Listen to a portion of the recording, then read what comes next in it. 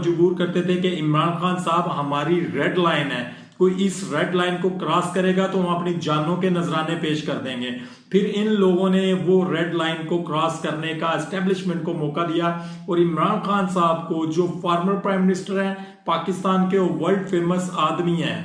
पाकिस्तान में, ऐसा शख्स जिसको पूरी दुनिया जानती है वो इमरान खान साहब हैं,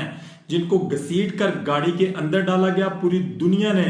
वो विजुअल्स देखे जिस वक्त उनको अदालत से घसीट कर रेंजर ने और प्लस हमारी जो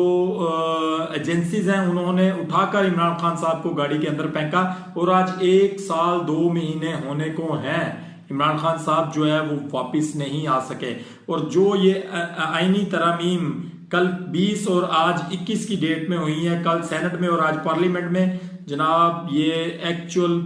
पाकिस्तान के अंदर इनको ब्लैक डे